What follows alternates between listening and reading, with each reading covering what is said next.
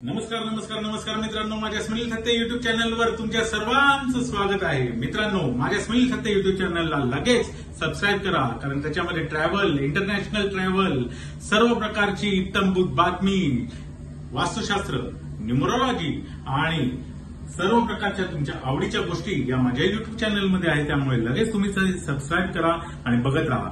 मित्रांनो, माझे वडील श्री अनिल थत्ते, हो सुपरस्टार पत्रकार अनिल थत्ते, हे तुम्हाला त्यांच्या अनिल गगनबेदी थत्ते युट्यूब चॅनलवरनं नेहमी आतल्या बातम्या, अनेक गौप्यस्फोट राजकारणातले सांगत असतात, तर ते तुम्हाला सांगतातच। पण यावेळेला वेगळी माहिती मी त्यांच्याबद्दल तुम्हाला द्यायला आलेलो आहे।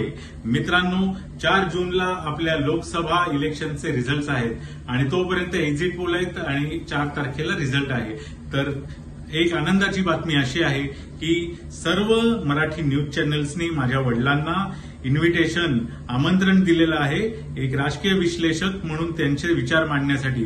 तर माझे वडील अनिल थत्ते हे येत्या 4 तारखेपर्यंत विविध वेगवेगळ्या मराठी न्यूज चॅनल्सवरती त्यांचे विचार आणि त्यांची माहिती आणि आतली खबर जी राजकारणातली आहे ती सांगणार आहेत विविध वेगवेगळ्या न्यूज चॅनल्सवरनं, मराठी न्यूज चॅनल्सवरनं। तर तुम्ही सर्व मराठी न्यूज चॅनल्स बघत राहा। त्याच्यावरती माझे वडील अनिल थत्ते यांचे विशेष जे मुलाखत आहे, विशेष त्यांचं विश्लेषण आहे राजकीय, ते नक्की बघत राहा। आणि तसंच त्यांचा अनिल गगनबेदी थत्ते हा युट्यूब चॅनल ही त्याच्यावरतीही ते स्पेशल विश्लेषण करणार आहेत लोकसभा इलेक्शनचं। तर त्यांच्या चॅनललाही सबस्क्राईब करा आणि तसंच मुद्दा भारत का हा चॅनलही तुम्ही बघा, त्यावरही माझे वडील अनिल थत्ते हे विश्लेषण करणार आहेत। तर माझ्या स्मिल थत्ते युट्यूब चॅनलला आणि माझे वडील अनिल थत्ते यांच्या अनिल गगनबेदी थत्ते युट्यूब चॅनलला कृपा करून सबस्क्राईब करा आणि आम्हाला दोघांनाही भरभरून प्रेम द्या, आशीर्वाद द्या आणि तुमचं सपोर्ट नेहमी आमच्या पाठीशी राहू दे।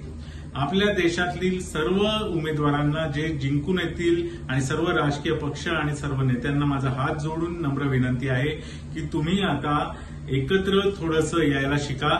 तुम्ही सर्व आपल्या देशाचं भलं होईल अशा प्रकारचे निर्णय घ्या, त्याच्यासाठी वेळ द्या। एकमेकावर चिखलफेक किंवा एकमेकाची उणीधुणी काढणं, एकमेकावर आरोप प्रत्यारोप करणं हे प्लीज आता थांबवा आणि कृपा करून देशासाठी काहीतरी करा, आपल्या देशाचं भलं करा आणि 1 नंबरचा देश, या जगातला सर्वोत्कृष्ट देश म्हणून भारताला आपल्याला जगासमोर आणायचं। त्याच्यासाठी आपण सर्वजण प्रयत्न करूया। जय हिंद, जय Maharashtra, God bless you, thank you, धन्यवाद।